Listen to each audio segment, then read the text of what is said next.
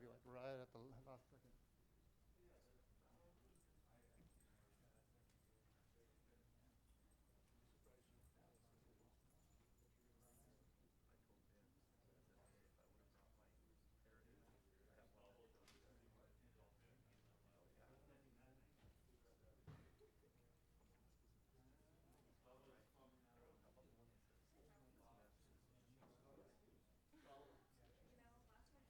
Hi, everyone. Can you hear me?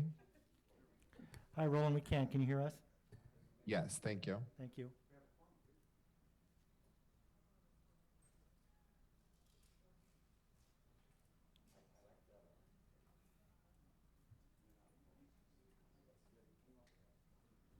It's part of the new system. It's running off the CMAP feed. So whatever CMAP camera is being used, it's going to show on Zoom. Rather than these little guys, it's actually these new cameras. So we're able to use any of these cameras. Whatever they're showing, we can see it on Zoom. This one way up there, that was the one we were using before. And capture like top view.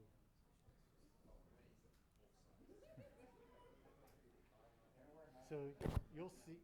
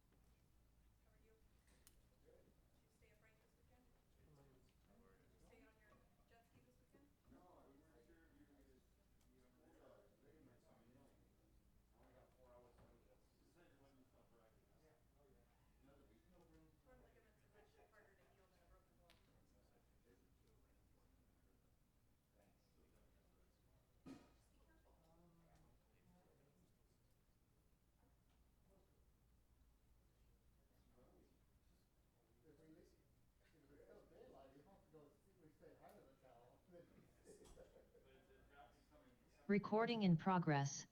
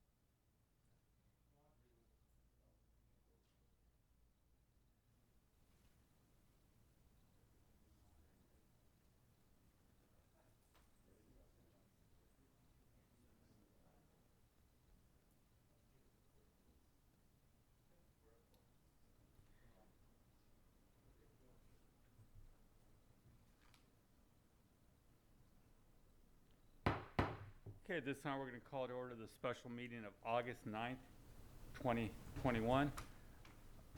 Vice Mayor Resendez, will you lead us in the Pledge of Allegiance? Sure. I pledge allegiance to the flag of the United States of America and to the republic for which it stands, one nation, under God, indivisible, with liberty and justice for all. Thank you, sir. Roll call, please. Mayor Velasquez, Here. Councilmember Perez, Here. Vice Mayor Resendez, Here. Councilmember Burns, Here. City Manager Miller, Here. City Attorney Epperson, Here. Police Chief Reynoso. Here. Thank you. Posting for the agenda. The agenda for the City of Hollister City Council meeting of August 9th, 2021 was posted on the bulletin board on August 5th, 2021 at 4:24 PM per Government Code Section 54956. Thank you. Thank you. We'll now move to item A1. Thank you, Mayor. The first one we'll start out with, and we'll just do it pretty much in order of how it was agendized, is the San Benito County Animal Control Contract. This contract just extended July 1st for another 2 years, so we have 2 years left on it. So in June of 2023, and the county pays 50% of our animal control expenditures. If there is a desire, oh, whoops, I got it. Hand signals that I got the number wrong. What was that again, Chief? 55%. 55%. Oh, I'm sorry, whatever. That's what I had written down, so I'm sorry if I said it wrong. And if we want to terminate the contract, it has a 60-day termination clause. So I think we're just open for questions. We don't have any really set style on these items. Councilmember Burns? Thank you, Mayor. Mr. City Manager, is there an opportunity maybe to negotiate a equitable and fair contribution for the SNP bus as the city did this year? I know that it seems like we carried the lion's share of that, and so I would like to see maybe that included. Yeah, we definitely can do that. Thank you.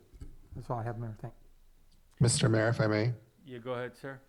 Thank you. I'd like if we can get some data to the council members as to where the calls are coming from, how many are within the city, how many are within the county, just to ensure that, that our data represents or reflects what our contract is stating and they're paying their fair share. So if we can get some numbers to us, that would be very much appreciated.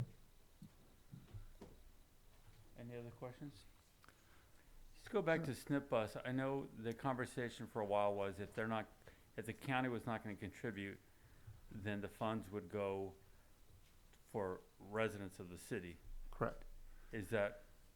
We you- have have you not heard any more at implemented that yet. I mean, that was, the issue was, it was Gonna give kind them of time. humorous, but, the feral cats did not know boundaries, and that's why we did those additional services.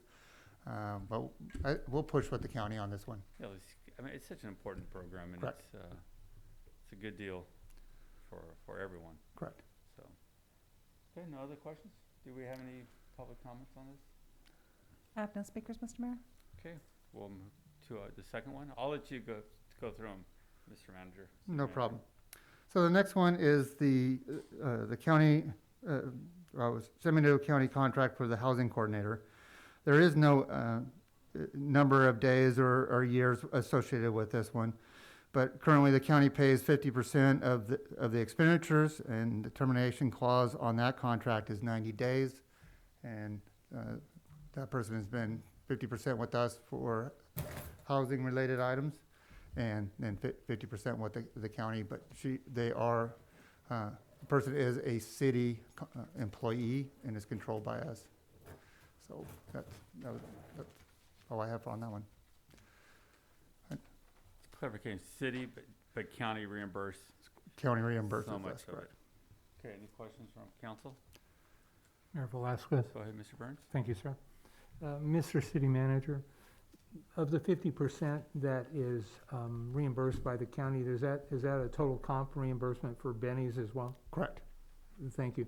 And do we have any type of data that has been established as to what we've received for the work in this position?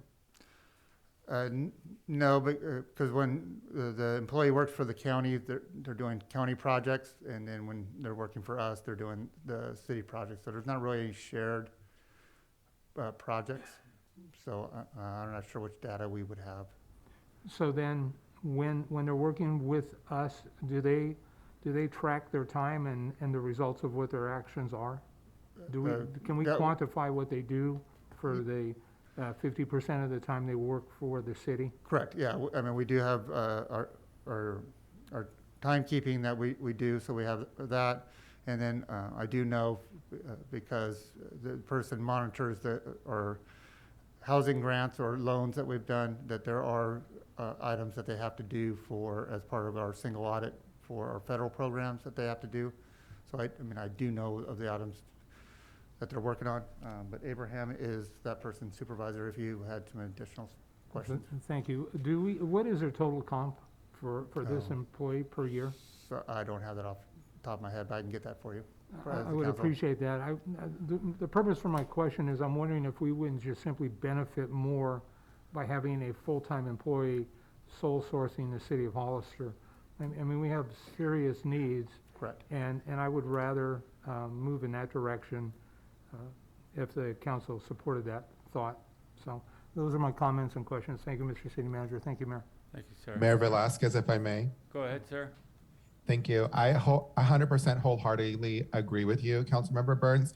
From my experience being here the last few years, this position has probably lobbied, I would say, for more county housing aggressively. We've made several requests to address some pretty critical issues, such as an inclusive, affordable housing implementation. That did not get done. It was kicked down the road. And from my experience, the only thing that I've seen out of this position was the grants, but I would rather much have an in-house person under Abraham full-time focusing on that, and possibly with some other things in planning department.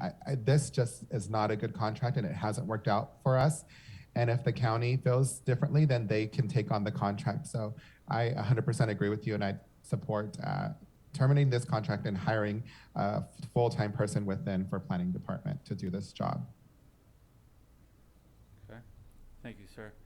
I would agree also. I think we have a lot of needs in the city. I was pretty disappointed to find the request year after year to put together an affordable housing program never was implemented after numerous requests, and to find basically more information coming back as far as what the county wanted instead. And it's like, we're already suffering here, and we need to be focused in our own community here and implement some of these programs. So I totally do agree with both yourself and the vice mayor. Sorry.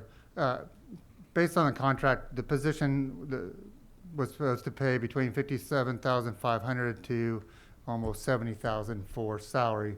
So you, depending on if the person is, say, a family, that can be another $24,000 in medical, and then retirement is probably another, say, $20,000 on that. So we're probably looking at 125 in. Yeah, All at in. the most. We're not making any decisions now. We're just giving some of our recommendation, understanding some of the contracts. That's the purpose. Correct, yeah, to give us direction. So if you want us to, I mean, let's just say you want to get out of the contract, I'll contact the county and start that process. Do we have any I would definitely support that. Do we have any speaker cards on this item? I have no speakers, Mr. Mayor. Thank you. We'll go to item number 3, sir. Okay. Okay, so the next one is the San Benito County Economic Development Corporation. So the contract was 5.25 years. We have another 3 years left on it. So the contract ends June 2024. We provide them $100,000 a year. The county provides another $100,000. And the termination clause on that one is 180 days. And the idea was for the EDC to help bring different businesses in. And I think all the council members have seen their presentations from Mark Fontes from EDC. So I'm just available for questions. Councilmember Burns? Thank you, Mayor. Mr. City Manager, I have seen the presentations. What have they done? I've really not seen any direct benefit to the city for $100,000 a year. And my understanding is this the third year of that contract? We've gone about 2.25 years. Okay, so Yeah. we're committed though for full term would be another Another 3 years, Yeah. but I mean, like I said, we can get out of it and with a 180-day Right, notice. Right, yeah. My recommendation to the council would be that we terminate this contract in 6 months, and I would like to explore other alternatives. We definitely need economic development, but I've not heard or seen anything that suggests to me that we've gotten our value for our investment. Thank you. And I'll add on that, Abraham and myself and a few other different staff members, we're having conversations with different players, and their big thing is they want promises from city staff to get things done. So a lot of them that are coming, they've already have their plan. But their plan is they want promises so they can get their projects done. Penn and Tony doing the Amazon project, they came last November and said, can you promise to do everything you can so that we can be done in November? And they're gonna be done hopefully at the beginning of, that's right, can we be done in September? And they're hoping to be done beginning of September and probably in operations by the end of September. I can say I truly appreciate the spirit of cooperation, and it seems like as opposed to wrapping people up in red tape, we really need to be rolling out the red carpet for people that want to do business here that would be conductive for us doing meeting our community needs. Correct. Yeah, I mean, to a point, probably spending that money on a planner or another engineer to make sure that these projects get done timely as the developers, the commercial developers want, that would probably be more important. Even possibly an ombudsman, a business Correct. ombudsperson. Correct. Thank you, sir. Is that it, sir? Any other questions? Mr. Mayor, if I may. Go ahead, Mr. Resendez. Thank you. Again, I 100% agree with you. I didn't support the contract in the beginning for a number of different reasons. I was a pretty harsh critic of theirs. But time has shown that this is not a good contract for us.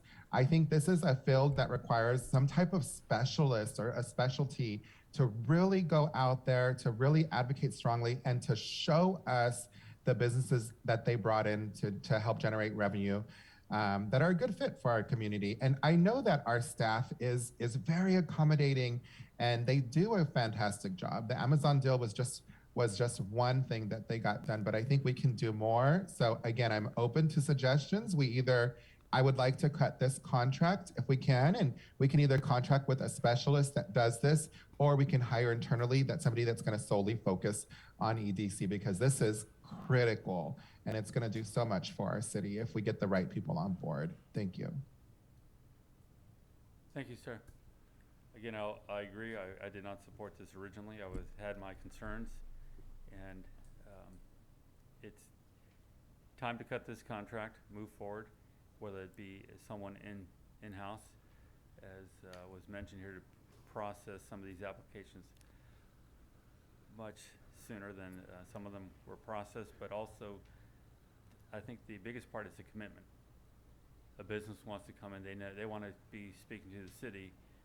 There's no reason to go around in circles to different groups and talk about what they can do if they just come here. We're here as a city, and I think we can move much faster, and I think we can do much more as we move forward. And we now have made that commitment to bring in more commercial, industrial, and we're seeing it take hold now. And as it moves forward, we're going to have the staff, enough members to process these applications and move them through and do all the other work we need to be taken care of to help bring more of those businesses. So I'm excited in the direction we're going, but the reality is it's because the city laid the groundwork and really has been taking the lead on the whole thing throughout this process. So I'd be in favor of that. Yeah, I would just like to understand what it is we're gonna be replacing them with before they're replaced. If it's not working, let's change it to something, but I just would like to have a clearer vision of what it's gonna look like that we're having in place. That's pretty much it. Mr. Mayor, if I can. Go ahead, sir. Thank you. That's an excellent point. I just think that the one setback is that we have a time crunch, that we have to start the process. And I can just tell you from my experience that we haven't been getting much return on our investment either way. So I think that we start that process now, and then we start those conversations. And even if there's like a little bit of an overlap, I think that the benefit far outweigh the risk at this point. And I would really advocate, and I'm glad to see that everybody else is on board to start terminating these contracts and start those discussions as soon as we can. I could say, when we had these discussions, one of the things I pointed out was we could use that money to have a firm or a specialist promote our community, let them know we have commercial industrial space here. Come visit us, we'll show you different properties, and we'll help you through the process from the first day and we get you open. And I think that's where the ball was dropped, because then it became we're gonna go try to find some people, but it never really happened to the scale we need, because we do have properties ready. As I pointed out, there's 1,500 acres already for commercial and industrial in our city. What we have to do is focus on filling those 1,500 acres by letting firms know that we have this ability to move them in quick, process quickly, and get them going. And right now in today's time and age, it's about speed of processing to get those businesses in. I think that's why these other firms that are coming in now, that's why they're coming in. And if we're letting the people know that, more than will follow. And I don't think we should be going, as I said, on these different directions. We just need to be focused on bringing them to that area and seeing what else we need. We've talked about this also, making sure some of these other areas are prepared plan-wise, zoning-wise, so when they do come through, it's all ready to go. We're not held up any longer. That's what I think would be the answer. And then, of course, it was mentioned, I think, planning with the staffing requirements they're going to need. We just need a larger plan on what's required, what we're still missing to get these applications processed as quickly as possible. Correct. Okay. Any speaker cards on that? I have no speakers, Mr. Mayor. Thank you. Okay. So the next one is the San Benito County Chamber of Commerce. They also were a 5.25 year contract. We have 3 years left with them. So the contract ends June of 2024. We contribute $52,500 per year, and their clause is 180 days also. The chamber helped us with the Parglet program. They've actually been helping us with planning our 150-year presentation, and is also another one that is supposed to promote business or tourism within the county. Thank you. Councilmember Burns? Thank you, Mayor. City Manager, I'm just going to say for the record that I believe we are seeing our value in this investment, and I do support maintaining that contract based on what I've heard and what I've witnessed. Thank you. Thank you, sir. Mr. Mayor, if I may. Go ahead, sir. Thank you. I respectfully disagree. And again, they came at the same time with the EDC to ask, and I might have supported this contract, I believe, because I had hoped that we would see a good return on our investment. So I do not support, and I know it's very taboo to say that we should not have a Chamber of Commerce. My understanding is, I think, I could be speaking not correctly here, but I think the city of San Juan Bautista also is no longer contracting with them. I think that, in my opinion, the chamber and the EDC do a lot of lobbying for the county's interests and needs, but I don't see a lot of return on investment within our city. So if we do choose to stay with them, then I would love to see more data and statistics and numbers showing that we made a good investment and we're getting return on our investment. So that would be my one feedback on this item, but I do not support staying with the Chamber of Commerce either. Thank you. I totally support the Chamber of Commerce. I love what they're doing to help promote our business downtown and also the counties, the wineries, all these different things. I like their vision that I've sat in some of their meetings, and I think not as many as I wanted to, but I truly support them. I think it's a good thing. Although, I can agree with you, Vice Mayor Resendez. It would be neat to see exactly what all these contracts are doing for us, whether it's quarterly, yearly. Yeah, something annually would be great, but yeah, I think they're doing a great job. Thank you. I'm personally torn between the two. Curious, city manager, do you know what amount the county is contributing? Not to any tourism I package they think were it's, doing. yeah, I mean, I hear from the chamber that, they're upset, they wish the county would contribute the same amount that we contribute, so It's I not believe for- it's like 25 or It's 30,000. not equal to what, Correct. okay. That was kind of my concern because, early on when we were trying to make some of these things happen, it was how do we work together to promote together to do things? And then once again, it was us footing the bill. At this time, I was quite frustrated with the chamber, and for a while I was frustrated with our own downtown association. But I have to say, the downtown association has turned around, and I've been so impressed with what they've been doing. And I think I look at the downtown association as really an arm of the city, and they've been doing a great job. The county, I see it as an arm. The chamber, I see an arm as the county. And I think a lot of the work they've been doing has been good work, but it's more geared towards bringing in things to the county. And I guess what I'm asking for is seeing that commitment from the county, not just through us, because I think that's really important if this is ever going to work as far as a partnership. So I would say I'm still torn on this one. I'd like to see some goals. I'd like to see what's happening. I think some of the efforts to promote tourism really did not work out very well, and I was highly disappointed in some of the ad campaigns that went out with the money we spent in the past on it. And I think, again, if we're going to stay here, we need to understand what that means with the county, because without the county's partnership, it doesn't make sense for us, again, to be promoting county issues when we need to be focused on, again, bringing business here into our own downtown or our own community first, and then working with the county. I need to see that. I haven't seen that yet, and I want to know where the county's going. That's where I'm torn. Okay. Councilmember Burns, go ahead, sir. Thank you, Mayor. Mr. City Manager, do we know, is the city of San Juan Bautista contribute to the chamber?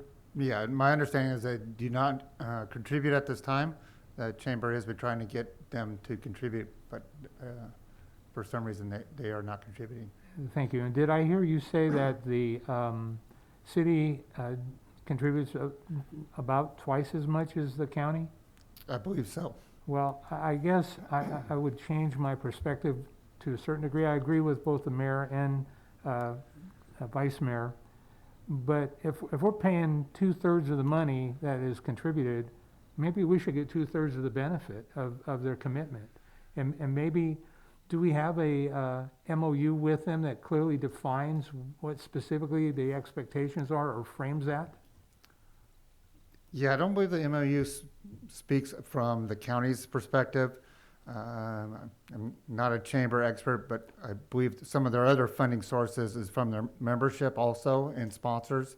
So we're only a piece of their revenue source, but it sounds like council's somewhat split on this. So what I can do is try to see if we can get maybe an ad hoc committee together for a couple of county members, sorry, and maybe a couple of council members in the chamber to explain their goals or the goals of the different agencies, or at a minimum, if the county doesn't want to participate, I'll do a special meeting with the chamber and the council to at least maybe have a good sit down with them and discuss how they're funded, how their goals are, and maybe the different things how we benefit from them.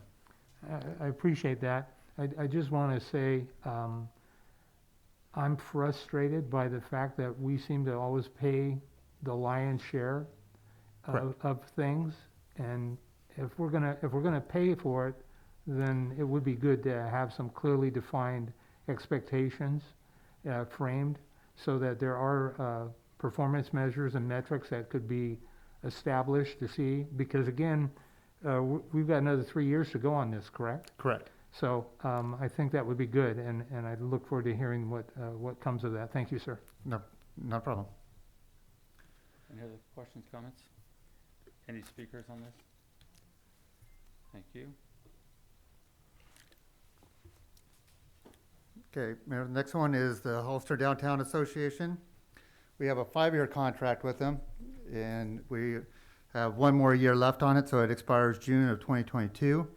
We contribute $75,000 per year to them. Their termination clause is 90 days. But HDA is also another member that is helping us with our planning our 150-year celebration. They helped us also with the Parklet program, and as of last Saturday night, they also helped us with the street closure and working with getting businesses aware of the activities that we are doing downtown. Mr. Mayor, if I can. Go ahead, sir. Thank you. I'll be the first to admit that I was one of the harshest critics when the HGA was under the direction of the past two, I think, EDs. Because I was a business owner at the time, and then I became a council member, and I did not see them living their mission, so to speak, right? But when Corey came on board, she really adapted. She partnered with the city. She was so flexible during COVID. And that's what I want to see from our partners. I want to see return on investment. I want to see numbers, and I want to see the businesses. I've got to see this. And she doesn't meddle, in my opinion, like some of these other agencies do, too politically on measures or one way or the other, which I really appreciate. She stays neutral, and she just does her job. And all of the businesses I've talked to are very happy with her. All of the events that I see are just fun, uplifting, positive events, and she works hard. So I don't know if you guys have heard or not, but she's planning on leaving the HGA, which I'm really saddened to hear about. But since Corey has been there, I've just seen so much adaptability, so much advocacy, so much flexibility. I've really been happy with them. Like the mayor said, I feel like they really are an extension of the city. So I can't say enough things about the HGA. I'm really a big fan of theirs. Thank you. Thank you. Councilman Burns? Thank you, Mayor. I agree with everything Vice Mayor said. I'm wondering if there's an opportunity to be part of the recruitment or the hiring of the next director for HDA. I don't know that would be our role, but she certainly set the bar very high, and certainly everything I've heard about HDA during the 6 months I've been on council or so are very positive. It's starting, everything just kind of feels like things are starting to come together nice, and I think they're a big part of that. And frankly, I wouldn't mind actually giving less to some and more to others. And maybe we look at giving a greater amount of money for them to accomplish the missions that we would like to mutually see come to fruition. Thank you. Those are my comments. Thank you, sir. Sure, Mayor, to comment on that, seeing how the HA seems like they have me on every committee that they have, I'm sure we will be participating in that selection process also. Go ahead, sir. HDA is doing an exceptional job. And we will miss Corey, but you know what? One of the great things about Corey is she's set a process and not only a standard high, but she's already put the other staff. Corey's done a wonderful job, but I think all the other staff that's been in place also is Terry, Jen, and all the other our new I can't think of their names, Bree and her. They're all doing a wonderful job over there. I'd like to see. I see where before there was a little separation between Chamber and HDA, and I see that coming together more so. It's nothing major, but I especially working with them for the 150th birthday party. I see them working together, and it truly makes me happy inside to see that they're coming together to do such a great thing for our city. And so yeah, I totally support this and possibly increase it, moving stuff around or whatever. Yeah. Yeah, One thing I just thought of when there was a conversation going on, I don't know who mentioned it. We should not be supporting any groups that are mixed up in politics. If they're getting to the point of endorsing this or endorsing, it really poisons the well all the way around. And I think we should make that a policy. If any of the groups we're working with get involved in politics, we should not be funding them. It just became a mess. I've mentioned several years back, I was extremely disappointed with the Downtown Association. I was a previous president of the Downtown Association, and I can remember almost 20 years ago trying so hard to bring outdoor dining to the downtown. And we were making progress, and as I left, it became, nobody wants to eat outside. Are you crazy? And year after year, I pushed and pushed. Let's bring outdoor dining. This is where people want to be. And it just became worse and worse and worse as far as no, no, no. Then it became an issue of, if you ask the business owner, have you spoken with the HCA? The answer was basically, who's the HCA? I mean, they forgot about their membership. But in the last year, I have to say, I've been so extremely happy with the Downtown Association. Omar, you might be part of that. All those times you tried to stop me and have conversations. But it turned around, and it's turned around in a way that I'm just absolutely the happiest mayor there is at having the Downtown Association in our community. I personally would think it's time to increase the budget because it's time to work towards our next phase of outdoor dining, outdoor activities. So we're bringing in festivals as much as possible, art or so on, week after week after week, which is going to make more people want to visit our community.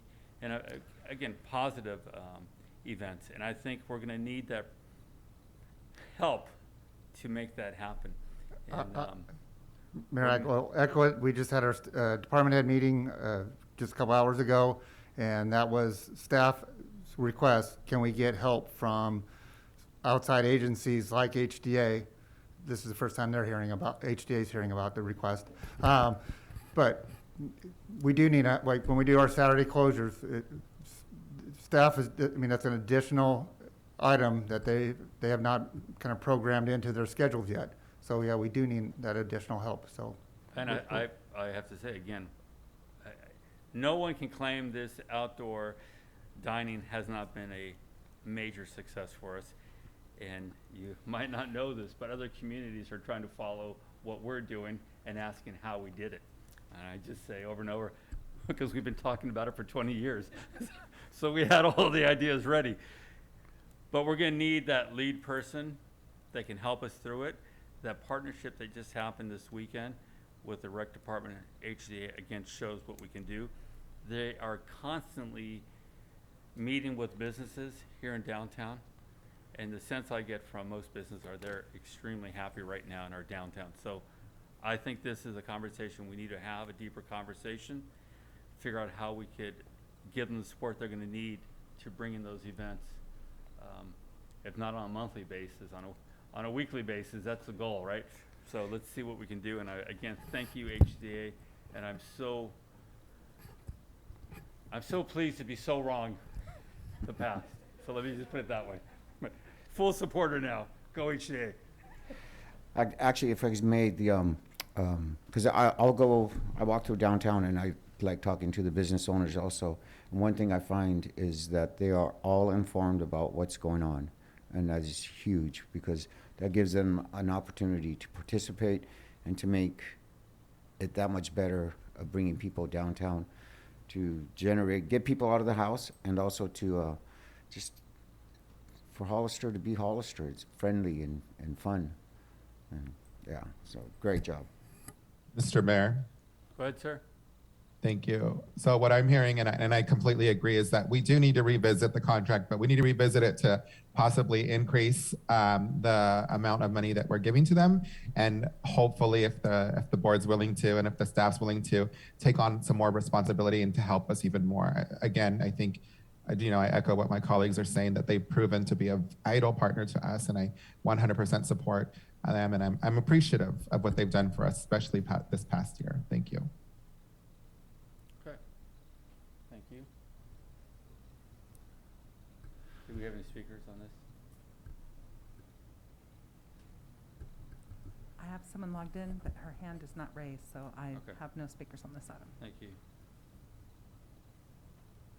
Okay, the next one is Four Leaf. Their contract is ongoing. There's no really end date, or their agreement is that they get 65% of our planning fees the building inspection fees that they bring in.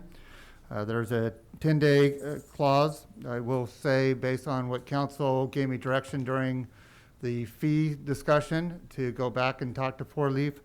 They have agreed to give us a bigger percentage. They would requested the split to be 57.5% for them and 42.5% to us. Like I say, in prior discussions that we've said, when it comes to building inspections, when the residential and even commercial business kind of goes as a yo-yo, the nice thing about having a contract service is they're responsible for having to lay people off when the development industry takes a nosedive. I know when I was at, before here, Butte County, it was during the start of the Great Recession, they couldn't lay off building inspectors fast enough. And I know that's what happened in discussions, that's what happened here, and that's when they switched over to Four Leaf. They're able to staff up quicker than we can. They can pull from different cities that they're providing services for. So if it's a heavy inspection day, they can bring the other inspectors in, or if it's a slow day, they can send them out to other places, which if we had a staff of ourselves, they would just be sitting around. We'll find them some work, but basically that we're not having them do what we need them to do. So, questions? Go ahead, Mr. Burks. Thank you, Mayor. Mr. City Manager, do we know what Four Leaf generates on an annual basis? How much money of this previous 65%, what does that equal in dollars? It's probably about $650,000 a year. $650,000 a year. What's a building official's salary total comp on an average per year? It's probably 125 to 150, And a building inspector? probably the same thing. So- Roughly. I'm just ballparking. So we could actually have full-time employees that we'd have 100% control of, and if we only needed to start with a building official and a building inspector, we would be plus $400,000? That's the share that they take from us. We get another, the other, let's say. No, I understand that, but if we're paying them $650,000 a year, and we could have a building inspector and a chief building official for. So what they will have here on every day is they have 2 counter people. They have their lead person. And so that's just the 3 that are here every day. And they all have inspectors from, say, 2 to, I think I've seen about 15 out there waiting to go out. So there's quite a few inspectors in Hollister at a time. I can get that information from you too. I'd be interested to see what the number of hours a year they spend in Hollister, because I think that's really the conversation. Okay. To figure it out, because I think it's pretty clear that I prefer full-time employees to contracts whenever possible. Right.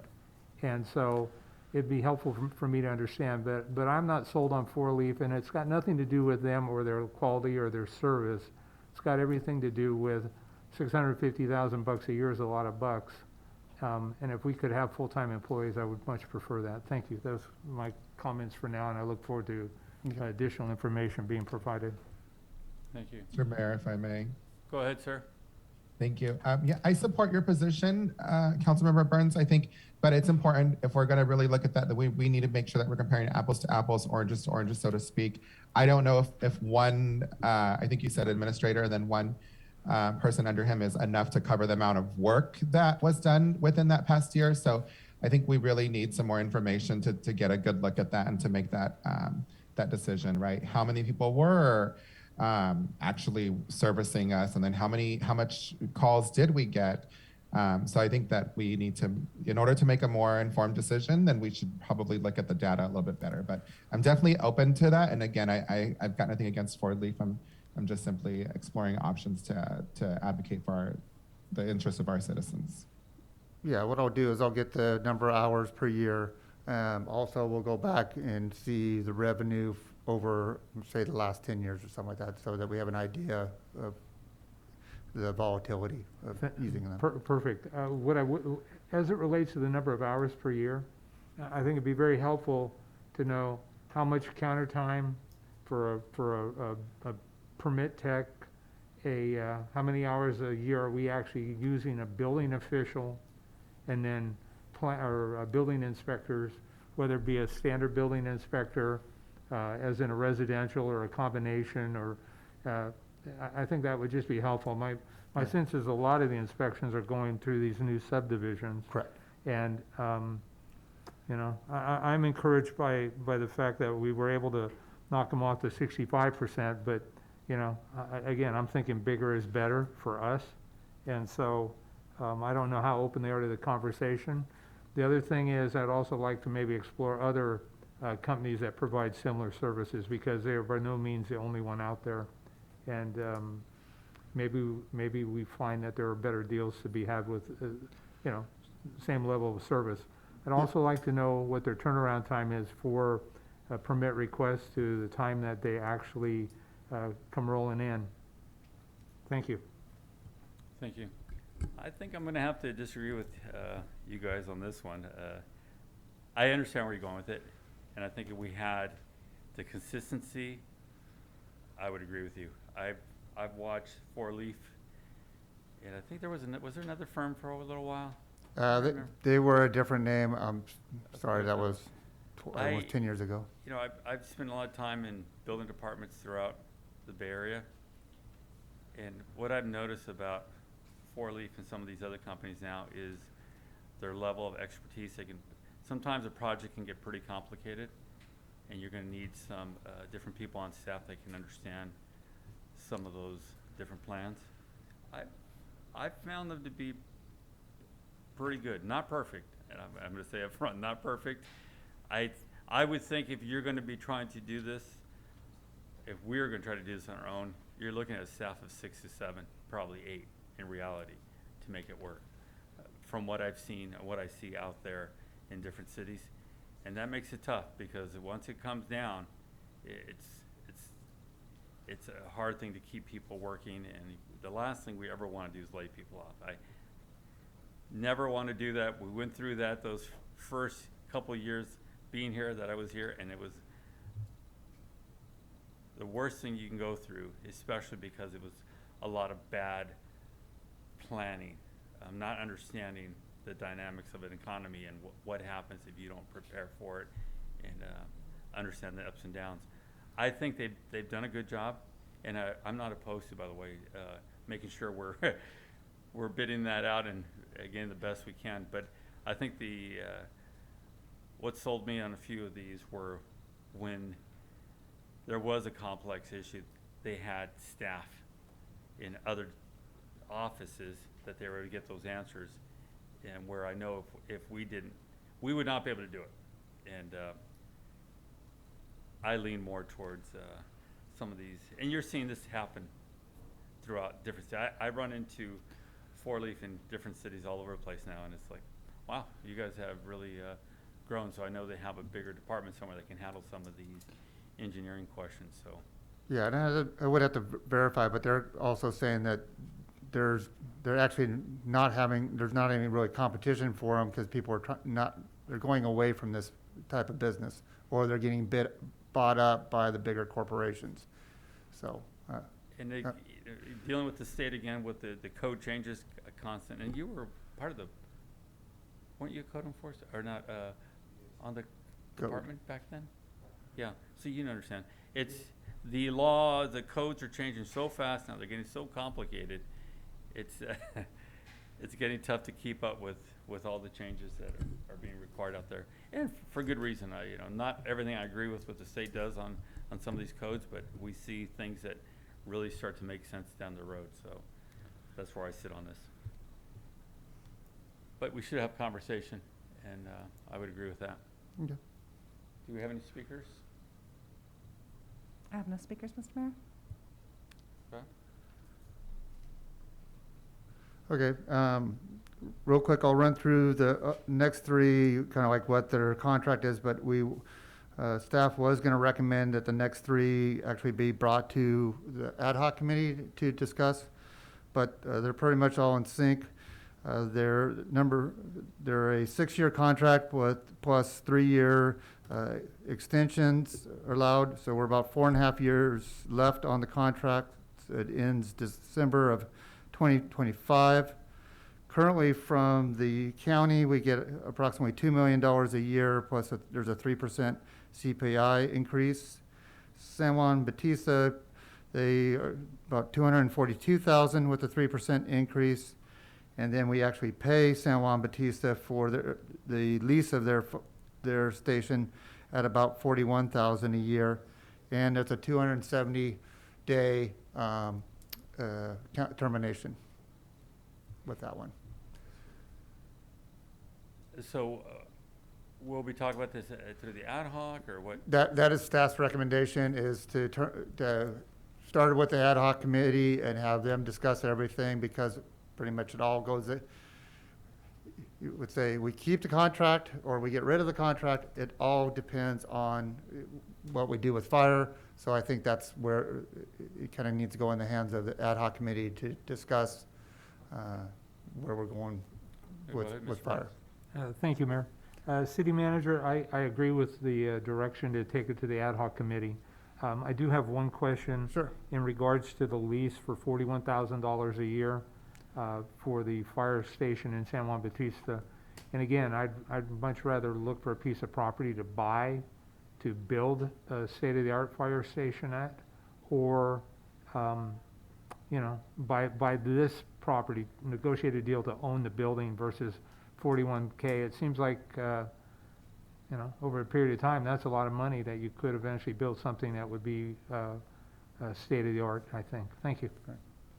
Charlie? Thank you. I might even have Charlie kind of explain that one. I do know we raised their contribution to us, kind of offset the same as the fire station. We just wanted more, we wanted control of the station because we were also serving the county out of it. We didn't want anybody to say, well, you have to run it. It's only the city services calls out of it. So I know it kind of gave us a little bit more clearer lines of separation, but I'll let Charlie take over. Hi, I am Charlie Badola. I am your acting fire chief. Mr. Mayor and City Council, thank you for having us up here. Yeah, I would suggest that we do bring it to the ad hoc committee because there's a lot of creativity that went into this. And once we get down there and we get into the books and the numbers, you'll understand what the rationale was on the thinking of how we did what and how we did this and why we're doing this to that. So once we bring it to the ad hoc committee, it'll open up your eyes a lot on how services are being provided to this community. I guess I'll make a couple comments since I've been involved Sure. with this since day one when we all started down this path. And I have to say, the idea of having to pay anything more than $1 a month or a year to San Juan Bautista for their space really infuriates me. And I can remember when they were doing the remodel and how we were all working together back then and how exciting. And I can remember them saying, this is going to be great because we're going to have this place for you guys. You guys will be able to use this, and it's going to give our city more protection. And everybody was excited. And there was never this conversation, and we're going to come back and start charging you rent. It was like, please, please, please work with us and do this for us, and we're going to get this facility for you. So Absolutely, and I can address that at the ad hoc. 'cause and I will. It's in detail. Yeah, and this on is that. all about numbers at the end of the day, and it's I've stressed this many a times. The county's participation financially, again, very frustrating. Well, just like I said, bring it to the ad hoc We committee, will. and then you'll understand exactly Oh, I what's, understand. where the You- numbers are at You and the know, I've dollars been and there cents, so. for quite a while Yeah. under these numbers, and I've pointed these numbers out time and time and time again. And I'm happy and I'm looking forward to the conversations. Yeah, I mean, you'll be surprised with the numbers. We have a lot of good numbers, and since you've been coming up and you keep hitting us and harping us on the justification, we've actually created some good numbers, and we have some good charts that we can bring to you and some justification on that as far as call-wise and just calls inspection-wise, and dollars split up, who's bringing in what also. So I'm actually excited to bring it to you guys, to the ad hoc and the council. Yeah, just real quick, I just want, there's so many of you guys here, I just want to tell you, thank you for what you do. I'd love to see a clearer picture of everything that's going on, because it's like spaghetti to me right now. But Yeah, it's like- absolutely. I mean, yeah. if the ad hoc is open to, I mean, we absolutely have to get buy-off from the union board too. So, if we find out who it is, we can have staff coordinate that meeting, and we'll coordinate and schedule it as soon as possible, as soon as we want to get this. So we'll get it going, coordinate with the ad hoc committee and the union board, and then we'll move forward. So I look forward to that, and again, thank you guys. Perfect. So, you Thank know, you. Councilmember Burns and I are on that ad hoc, Okay. and we'll start going through those numbers and understanding how it was created originally, and again, why it can work, but how it can fail. And that's again, as I said earlier, it's frustrating. The worst thing we can do as a community is have to lay off people because we don't understand long-term projections or numbers. And that's how we got into trouble in the past. I want to make sure we're clear, and not end up in a bad situation. Absolutely. And then you'll see that, you know, the fire department isn't that much of a drain, and we've done our part and to be able to contribute also. So It's not we'll about being get a that. drain. I want to make sure that everybody's clear on that. It's not that the fire department's a drain. The fire department's needed. And this is why we put it together. It's when your partners figure they can just step aside and put it all to you, that's what gets me upset. And I've had these, not with you guys, I've had these conversations with supervisors, and when they laugh at us, it doesn't make me happy. It makes me really frustrated. Absolutely. And that's not you guys. And we'll, no, like I said, others. I have all this justification. We'll be able to explain that. You'll understand. You have a really good understanding after we meet. So I'm looking forward to the meeting. Thank you. Do we have anybody on this? These three? I have no speakers. Thank you. Thank you, Mr. Rudolph. Okay. So actually, I would like to go out of order a little bit, but just so that I have all the attorney stuff all in order. So I go to item number 14, the San Benito County Public Safety Answering Point, or PSAP. I will, that one is we have a 1-year contract with 1-year automatic renewal, so we have 1 more year left. So it ends at the June of 2022. We pay approximately $76,000 a year for it. It's 180 days to end the lease or end the agreement, and I'll turn it over to the chief to try to explain this kind of a weird thing that we're paying for. Yes, I think it's a 5-year contract, and it's automatically renews for another 5 years if we don't cancel on time. Correct. It already did that one time. But just to give you a little bit of background, the PSAP, we needed to have this agreement once we moved our dispatching services to Santa Cruz 911. The original dispatch center here has to be maintained. It's an emergency answering system. If the lines are ever cut or severed, dispatchers from Santa Cruz will come down to our original dispatch center and operate from there. They actually do that once a month, on a regular basis, once a month, to make sure everything's operational there. I discovered this contract back in 2014. My memo is attached to this report.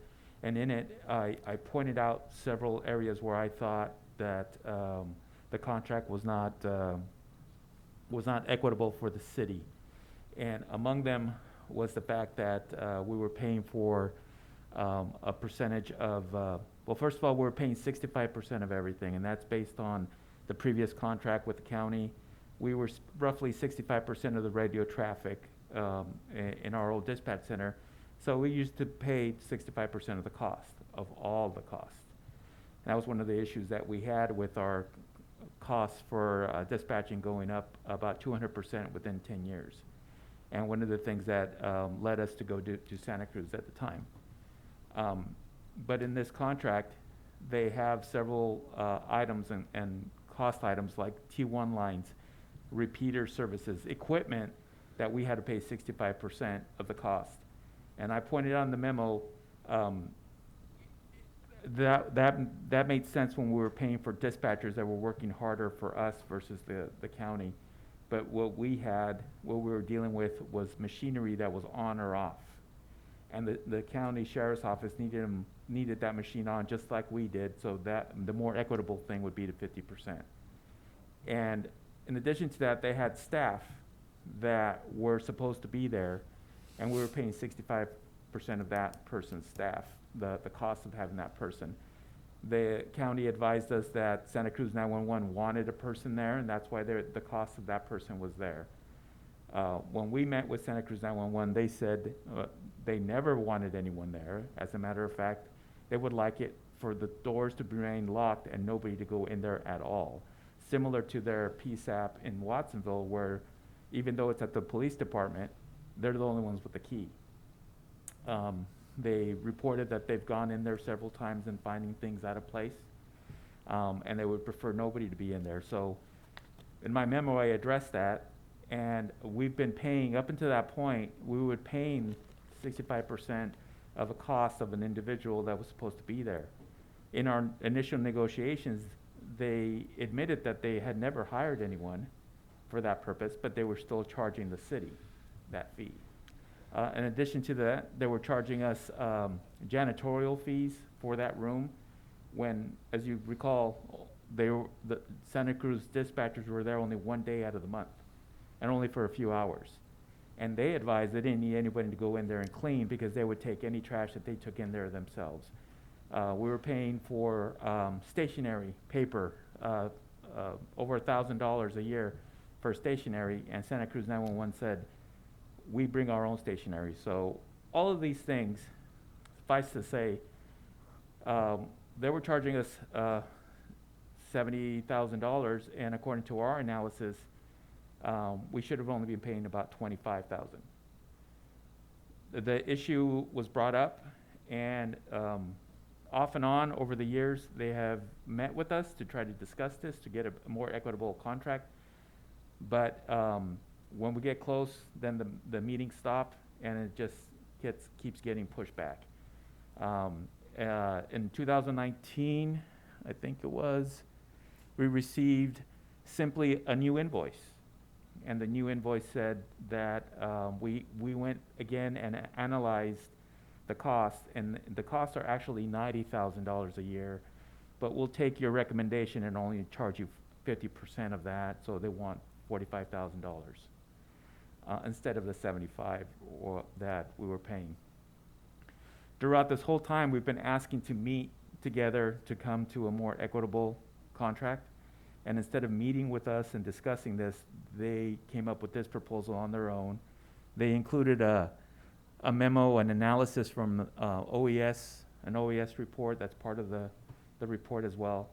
There are several inaccuracies in that report. I believe that was conducted by Kevin O'Neill, who doesn't work for the county anymore. So my recommendation has always been to terminate the contract and get a more equitable contract for the city and the county where it's a fair operation, and includes Santa Cruz 911, because when we speak to them, they're advising us that all the equipment that's in the PSAP is actually theirs. And there should be very minimal cost of this whole program. And there is repeater sites that need to be maintained, but the city should only be paying for repeater sites that we actually use, not the county. One of the things that they came back with the report is that our fire department does use the repeater sites out in the county. But when they do that, they're fighting their fires. So it seems odd that it's similar to charging a lease to the fire department that we're using for them.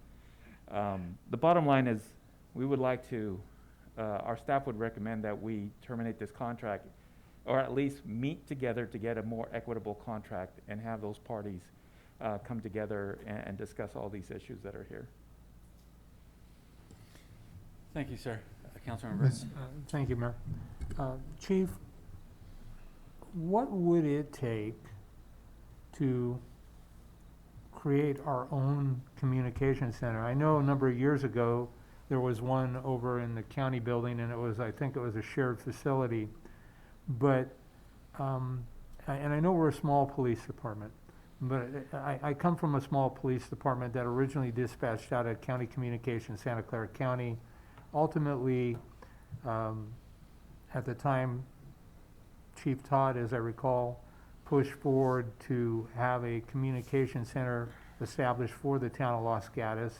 And it was costly to start with, but over time, number one, it gave us complete control. And number two, it gave us 24/7 dispatch service. And I think it provided a higher level of service for our community.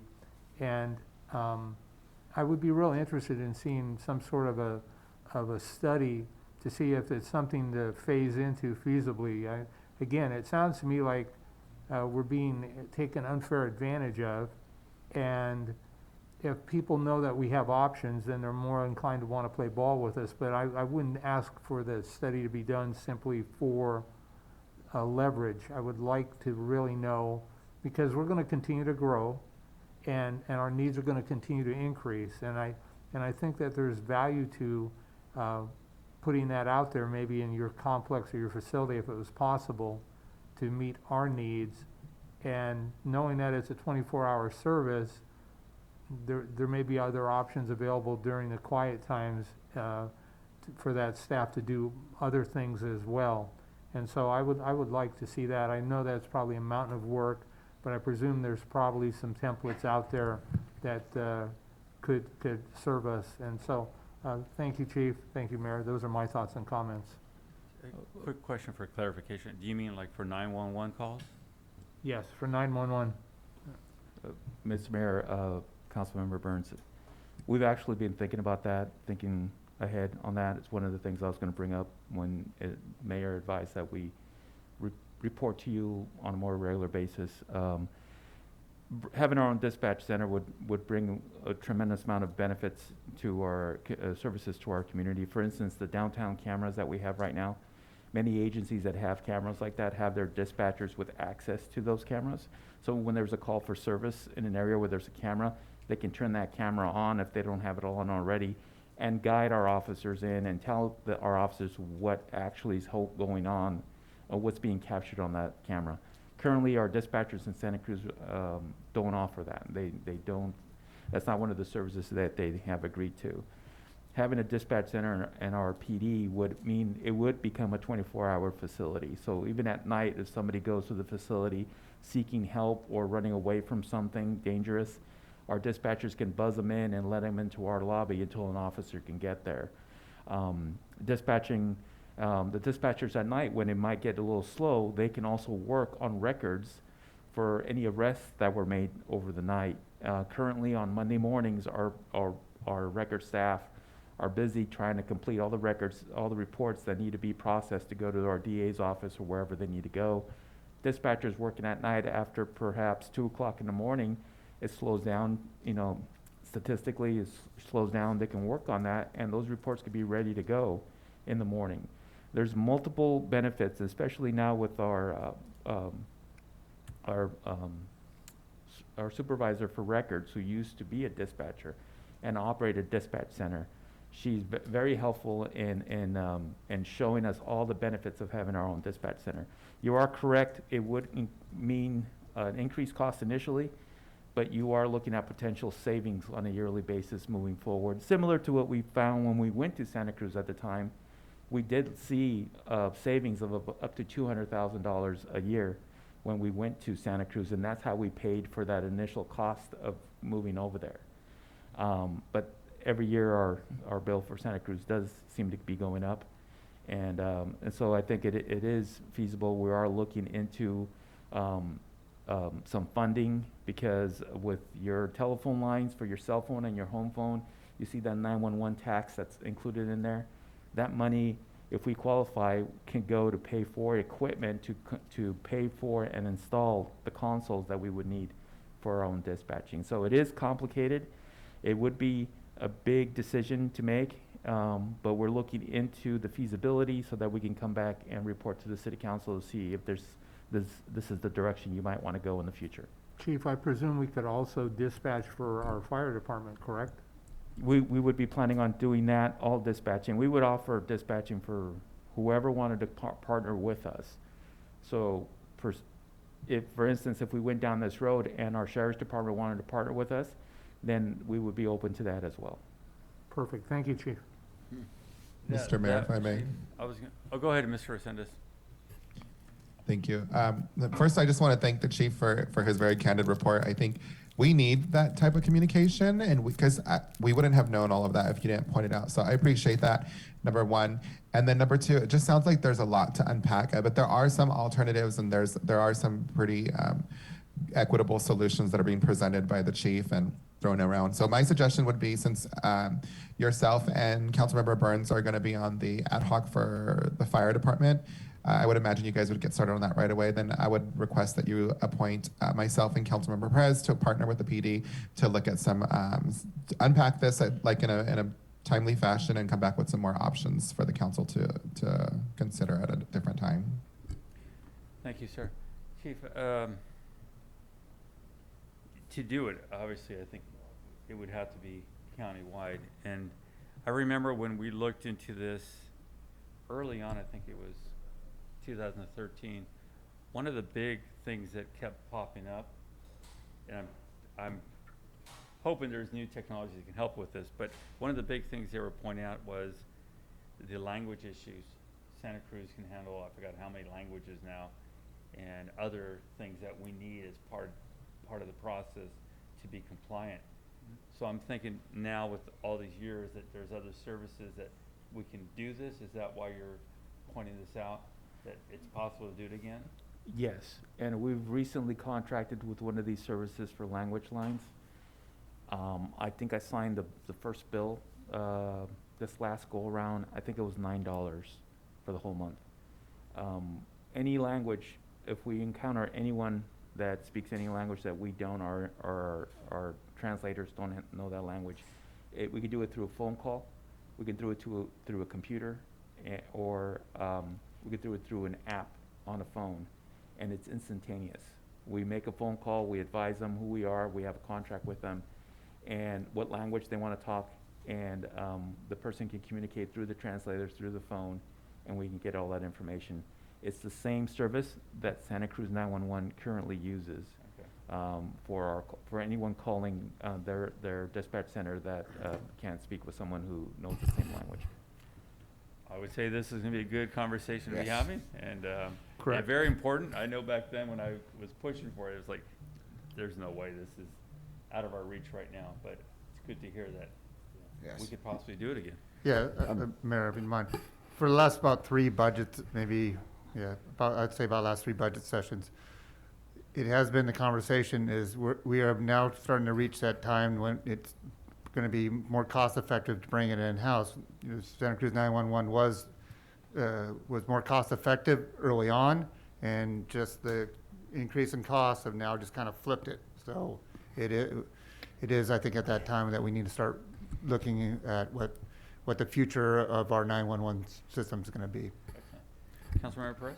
Yeah, it's awesome to see you still got your detective skills to pull all this out.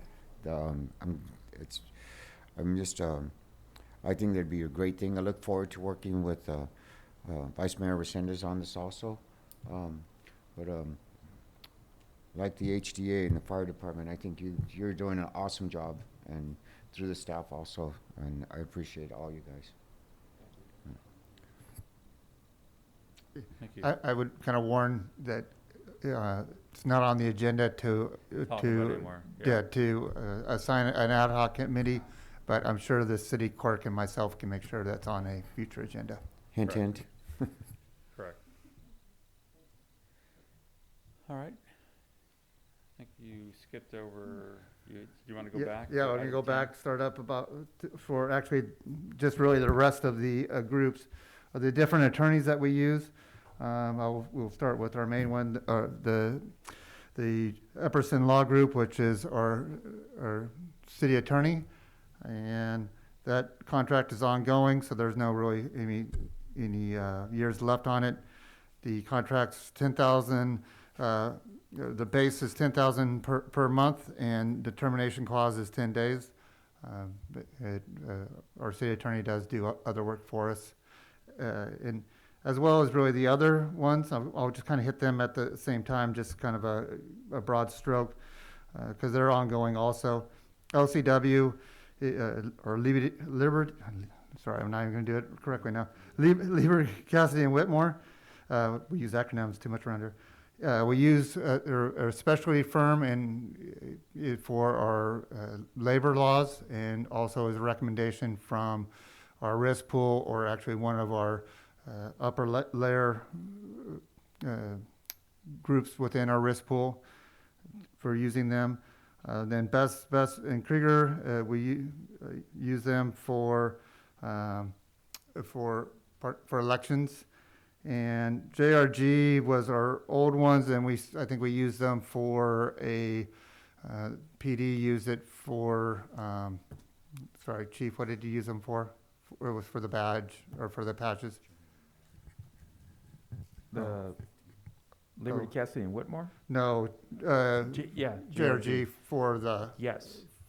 Yes, we recently received, we've been working on a trademark trademark. of our patch and our badge, because we found some companies reproducing our patch and trying to associate some kind of endorsement. And now they are registered trademarks. So our next step is to reach out to those companies and advise them that they no longer can use our patches or representation of our patch. Yeah, And yeah, we've used them in the past for the rally trademark stuff, so that's why we used them for that one. And then Jones and Mayer, the PD also uses as more of a industry expert. So up to council, what questions that they have.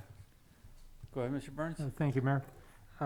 Mr. City Manager, really what I'm looking for is a total amount that we spend for legal services on an annual basis, and I'd like to know for 3 to 5 years. And my intent is, it has nothing to do specifically with Mr. Epperson, but I'm wondering if we looked at the cumulative total of all the legal fees that we spend, if it wouldn't make sense to bring a full-time city attorney to the city. And I know that it's, again, there would be more than one individual. I recognize that, but I also think our needs are only going to continue to grow, and I'm at that point where I think I come from the early 2000s when the city had a full-time attorney, and I think there would be added value to a person here every day of the week. And I know that that attorney wouldn't necessarily be able to handle all of the special areas that we get through the value of outside services. But I would like to have a more comprehensive conversation about that once I know what the annual costs are over a 3 to 5 year period. Councilmember Burns, I actually attached financial reports. You saw, Right. you want something in addition to? No, I think that'll work, but again, I know that this isn't the place or the time to make a decision. Right, so, and 4 works fine as well. I just think we may have moved to that next step where our city benefits from having a full-time attorney. Thank you. Mr. Mayor, if I can. Go ahead, sir. Thank you. Mr. City Manager, so you mentioned we pay a monthly retainer to Epperson for $10,000. Do we, and I should have looked this up, I'm sorry, do we pay monthly retainers to the other attorneys that we're contracted with? No, for LCW, I know we don't. Best and Krieger, we don't. And Chief, do you know on your person? no, Jones and Mayer, we have no retainer. We just budget a certain amount of money in case we need them. There's been years where we don't call them at all. But there is Got no it. retainer. And then There's no fee. JRG, do we know what their? Yeah, we do contract not is? have a retainer with them either. Okay. So that would be, that would be something I would consider, right? If we're paying them a monthly retainer on top of another fee, then I think that maybe that might add up and we could look at possibly like getting out of those contracts. But if they're just like at will, and they're specialized in their field, which I think is a huge value, because different attorneys are drawn to different type of law, and they specialize in different legal matters, right? So I would be very reluctant to hire somebody in-house, because you can't expect that person to specialize in all these different areas. It makes sense that we contract with Epperson. I mean, everybody calls him all the time. He's our, our in-house quote unquote attorney, even though he's not entirely in-house, right? But he does specialize in a specific type of law that helps us as a council. He works with other councils. And I don't have a problem working or having these other contracts if we're not paying them a monthly retainer. They're at will and they specialize in this particular field. So I'd be very reluctant to look at exploring that option at this time. Thank you. Thank you, sir. I do have a couple comments.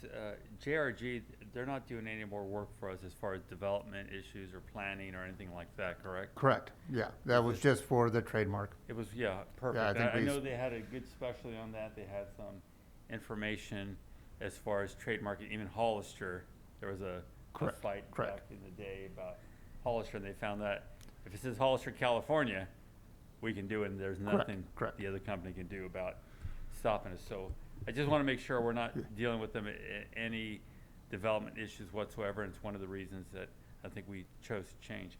I can tell you my history here with our attorneys and how we got to the point of having a contract attorney is that first year I remember being here and asking the same questions about how much cost was going on with our legal, because there was an issue that had happened, and I had asked the city attorney for clarification, and it came back where, well, it was a state law. And I said, okay, well, show me that state law so we can understand how to counter this. Half an hour later, it's like, well, maybe it wasn't a state law, I think it's county. And then it was like, county? And a little while later, we found out no such thing. And then it was, I think it's a city law, that's what it was. And then when that didn't develop, it was, I think it's in one of the union contracts. I said, look, we just went from state law down to a union contract. If I'm asking an attorney for advice on something, I want to know an answer. If you don't have the answer, I need somebody to say that clearly up front, because with attorneys, with law, you can lose real quick if you have somebody that's not very knowledgeable in it. What we ended up finding out after some more investigation was the in-house attorney alone was nearly $300,000, and it was justified to say, well, that's cheap, until somebody went back to look up all the attorney fees and found out, no, that was just $300,000 for the in-house attorney, not including everybody else that had to be called upon.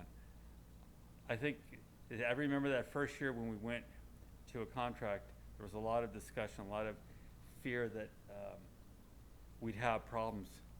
And by that following year, I think everyone on the council at the time said, wow, this is a much better deal working with the contract, because they have their specialties within their firm, but they also know who to contact right away if it's not their specialty. And I think with law, one thing you find out, don't try to be a specialist in an area you're not a specialist. If you are, you are. If you're not, say it. And I think at the end of the day, we've had really good results. I've been very happy at our track record over the last several years.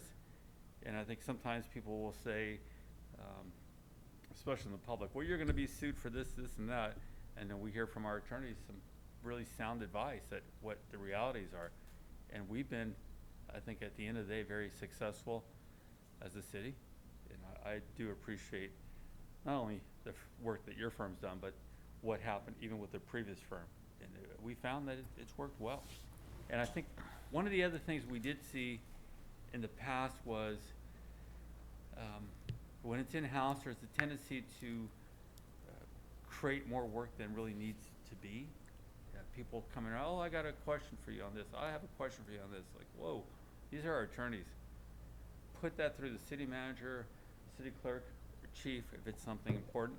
But it should never be where everybody's just coming in and asking legal questions, because that's how you can get into trouble real quick, is somebody walks out thinking they interpreted something, and it's something totally different. So I've said this about our contract attorney too. We should not have a system in place where everybody can just reach out and ask questions, because again, legal advice or legal issues are exactly that. They're legal issues, and city manager should always be involved in that conversation, or city clerk. Or, again, I understand the police department has to have their direct line to their firm for a reason, because we can all get into trouble pretty darn quick with legal issues. So I've been very impressed. I've thought it's worked really well, and I can say without a doubt we have saved a ton of money, not just with our services, but not putting ourselves in a very bad situation. So I've been very happy with it. I would prefer we stay. And doesn't mean we don't, as you know, contracts up. We need to make sure we're bidding that out and making sure we're getting the best bang for our buck. And I think that's what's happened in the past. We realized it was time to shift because the firm was doing a great job, but they were too heavily involved in development, and it was causing confusion and questions. So we should always check that out and make sure we're on the right page. Go ahead, Mr. Burns. Okay. Thank you, Mayor. City Manager, so as I understand with Mr. Epperson's contract, that it's a revolving, did I hear you say that? Correct. There is no end date. So there's no end date. So do we put out an RFQ or RFP, or has it just continued to roll over? Continue to roll over. Okay. So I'm actually, again, I want to be real clear. I have no bone to pick with Mr. Epperson at all. It's really about sound business decision. And so hearing what you've said, Mayor, I would like to put it out and see, maybe we're being underbilled, and there's always that risk, but maybe, there are other options out there as well. And so I would like to see something move forward in that regard, to put out an RFQ or RFQ, RFP. Yeah. So, thank you. So I got a question. So why is this contract an unending one? So the city attorney works for the council. That's what they negotiated. Okay. So I'm not. Okay. Yeah, I also too, I think he's doing a great job, but it's like, I thought I had a fast jet ski till I got a new jet ski. Now I hurt my ankle because it's too fast. But, yeah, I think it's wise to get some outside bids also. But, yeah. I would say that's how you get into trouble. Go too fast. I would say, and Mr. Burns, you're asking a really good question, because what we did do in the past, after several years, was say, okay, let's check, let's make sure, and we did. And the firm we decided to keep going, and then after a while, there was just some conflicts that came up, and said, okay, well, we probably have to shift gears now because of this and that reason. But we did exactly that, and I think it's important every few years to make sure we're getting a jet ski that's fast, but not too fast. Not that's going to kill us, right? So I think it's important to always check on it. And Mr. Mayor. From our city attorney, I would say this too. It's important to have your feedback on if you see things or feel that something's not going well where it can put us into jeopardy somewhere. Or input is, are too many people calling you? Hey, I got a question. My cat, was scared off by the dog next door. We want to make sure we're doing business for the city and not taking you off on a tangent in different directions. So your input's always helpful. Mr. Resendez? Yeah, thank you. So, yeah, what I'm hearing is that the individual specialized legal groups are not really up for a discussion because we're not paying a monthly retainer. And then if any of the staff that's there would like to speak as to their experience with their specialized legal services, like the city clerk, it looks like Bess Krieger, I think she just did work with them, the PD, if they want to speak to their legal, and if they're wanting to look for change, then I'm totally open, but I haven't heard any of that. So it looks like we're just looking at Epperson's contract at this time. I think, or if I'm not mistaken, did we just, with the last council, was this brought up and did we do anything to address that? Mr. City Manager, I'm not sure if you remember, it might have been before your time. I'm sorry, But I Councilmember Resendez, this is Jason Epperson. Do you mean regarding the contract with my firm? Yeah, the contract with your firm, I remember that it was brought up, a discussion was brought up about it very recently, and I'm just wondering, was there any of these concerns that are being brought up by Councilmember Burns and Perez, was that addressed at the time? I don't Or know if was there it were any not? concerns brought up, Councilmember Resendez, but it was renewed in, I believe it was May of 2019. Yeah, and I that was believe I by the began it. council? Excuse me? It was renewed by the council? Yes. Or was, yeah, so I remember we had that discussion, so it might benefit us to take a look at that again. But my understanding was that we did just talk about this a couple of years ago. But we can always go back and revisit that conversation. But I think, again, Mr. Epperson's done a great job from my experience, and I hope, that he has with all of you as well. But he's done a wonderful job, and I'd definitely be willing to look at other options, but certainly would like to keep working with him. Thanks. And I would say, to go back to the points that were made earlier, I think maybe we look at a year, 3-year or 4-year point and say, okay, we still have the same attorney, but let's make sure the jet ski, to just make sure. And because you're right, Ms. Rennes, we looked at that as a council and we said, we're all pretty happy here. Let's keep moving forward with what we have. But I do think after so many years, we always need to check. Yeah, Whatever so it sounds it was contracts we have. 2019 that we last looked at it. So if we could adopt a policy saying that every 3 or 4 years we put out an RFP or something, and I'd definitely be open to that. All right, do we have any other questions, comments? If I could, Go ahead. just because, maybe because Roland mentioned it, if I can just say, I love BBK and I'm grateful to have them and be able to work with them, and that even though I work with them, I run everything through Jason as well. So just so you know that. Go ahead, Mr. Burns. Thank you, Mayor. I'd actually like to hear from Mr. Prado. I presume at some point in time you're going to need a CEQA attorney or other development attorneys. And if you could talk a little bit about that, please. Yeah. Thank you, Councilmember Burns, and thank you, Mr. Mayor, members of the council. So yes, when it comes to CEQA, our city attorney is always with us at the Planning Commission level.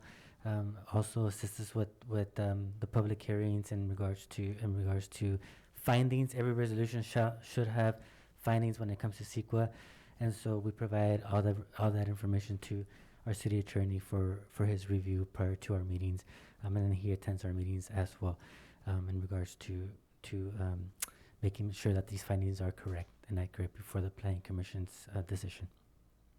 Yes. Thank you. Yeah, you're welcome. Any other questions, comments? City Manager, did you Well, have a comment? I was going to wait till there was any more comments, but I was going to try to get a little bit clearer direction from council, because I heard doing a RFQ, but then I heard we should do it in 1, 3 to 5 years. So I'd like to try to get maybe a little bit better direction of where we go. If I can, Mr. Mayor. Go ahead, sir. Thank you. So just so I'm clear, and I hope my colleagues would support me in this, my position is that we just renewed his contract in 2019. If we want to include some language in the saying that we revisit it every 3 to 4, maybe 5 years, then I'm okay with that. But as far as looking at renewing the contract or putting on RFQ, I would be opposed to that at this time. Thank you. So you're looking for a 4 or 5 year to RFQ. I think that's a fair way to do business. You know what I mean? I think that's the honorable thing to do, in my Thank you. opinion. Mr. Burns? Thank you, Mayor. I don't completely disagree with the Vice Mayor, but I would like to see the time frame less. If it was done in May of 2019, we're a little over 2 years now. And so I would think either a 2 or 3 year window. And I think the time is now to put it out, because, by the time 3 years comes up, I don't want to have to wait 3 years to start that process.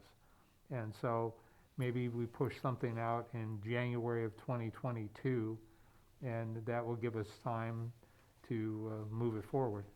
Thank you. Basically every 3 years, what you're Yes. thinking. That's what I would say also. At least to bring it up, to check it out. Yeah, I'm perfectly fine with that. I think that kind of works, correlates well with the new council always coming in and getting an understanding, because that's what we're doing here tonight, really, is getting a good understanding of the contracts and what's going on out there and why they're there, so. May I also ask for clarification that I am adding police ad hoc to August 19th or 16th? Or September? You and I will discuss that Thank one. you, sir. Work that out. Okay. Any other comments, Mr. Resendez?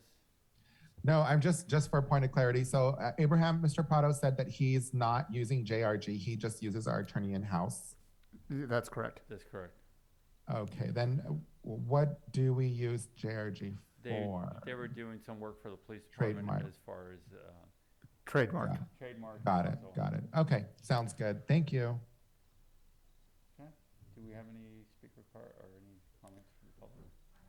All right. Is there any other questions, comments from council? Anything else we'd like to know about any of these contracts? Or are we good to move forward? I do have a question. Go ahead, sir. Thank you. I'm just wondering, is this all of our contracts? I know there was a little bit of discussion about that, Christine. Is this everything? I can answer that. This is not all, these are all our contracts with the attorneys, but, I mean, we have numerous contracts throughout the cities, but these were the ones that were of interest of the council. Okay, can we, I I hate to can- put more work on you, but can we get a list of the contracts and just have that, like maybe a total list of all the contracts so we can have that, so that if we want to have another meeting like this, I think it was very helpful. We can pull together some other contracts to look at. We can do that. I'm trying to think and talk at the same time, and it's not working. How small a dollar, I mean, we have copier, lease contracts. So that, I mean, that's,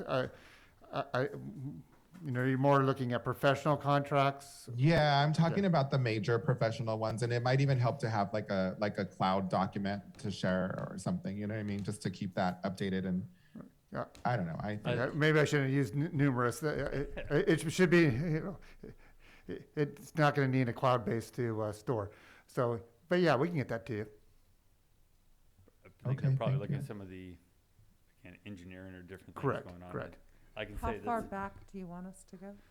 Or do you want just current? is just current. I would ask if you could just do current, because, yeah, I mean, like I say, that we are using engineer, Kimway Horn, we use Wallace Group, these are two that are presented to you, David Hurley for the general plan. So, yeah, we'll get those together.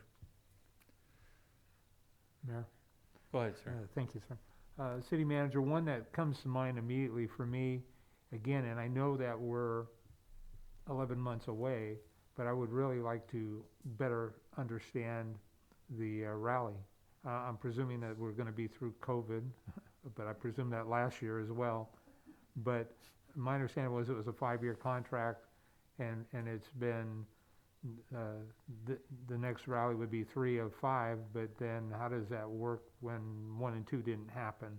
And so I would like to really have a comprehensive conversation about the rally now or soon, so that we're not scrambling at the last minute on that.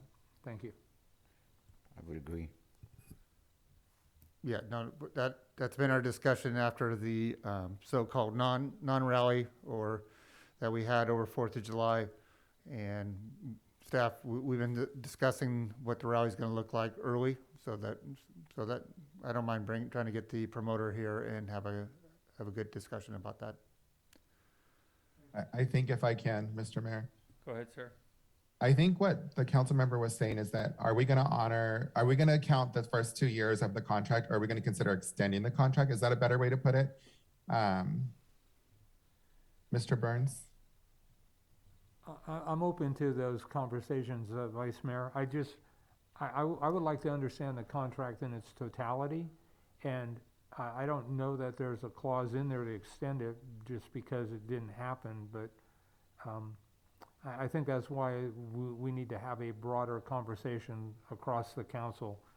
And for me, the first goal is to seek to understand it first and then move forward. And again, this is where I think an attorney is a very valuable asset and resource for us. Thank you. So, yeah, I don't want to go to a conversation about it because I have a lot of comments, but since it's not agendized, we cannot talk about it. But having a conversation and understanding some of those discussions from last year would be important and fair. And Correct. again, getting it done early and having these conversations is called good planning. And I'm 100% in favor of that. Mayor, the other thing I'd like to better understand while we're at it is I'm losing my mind here, the downtown planning, or the booth that. Oh, the parklet program? Yeah, there we go. I don't know, just brain fog. That's okay. Yeah, I'd like to better understand that as well, because at some point there will be maintenance issues, and I assume at some point we're gonna have a drunk hit one of them, and I'd like to understand the risk, the liability, and the big picture is really what I'm looking for on those as well. Yeah, we don't mind agendizing that so that you know that we put that onto the parklet individuals. Thank you. Great. Anything else from anyone? I would just like to add real quick, hope Jason lets me go off topic a little bit, but I really appreciate the staff from Recreation, the Yard, PD, Fire, for all the things that they did over Saturday to get the downtown closure. The greatest thing that I saw were all the smiles on the faces of kids of our community, and that was such a pleasure to see that. It made it all worthwhile. So I thank you, council, for allowing me to close the streets as necessary. I don't know. I was frustrated. I hit a perfect putt and somehow went right past that cup. Yeah, So, I did the same thing. I think I got set up. I think that actually it was lacking one thing, competition between the council. Oh, yeah. Well, Well, Tina? Okay. I'm Or ready. you know, city against county. Yeah. Well, there's no competition there, so. Ooh, it was a beautiful event, so thank you. With that, if there's nothing else, is there a motion to adjourn? So moved. Is there a second? Second. Roll call, please. Councilmember Perez, Yes. Councilmember Burns, Yes, thank you. Vice Mayor Resendez, Yes. Mayor Velasquez. Yes. The motion carries 4-0. Thank you. Good night, everybody. Good night.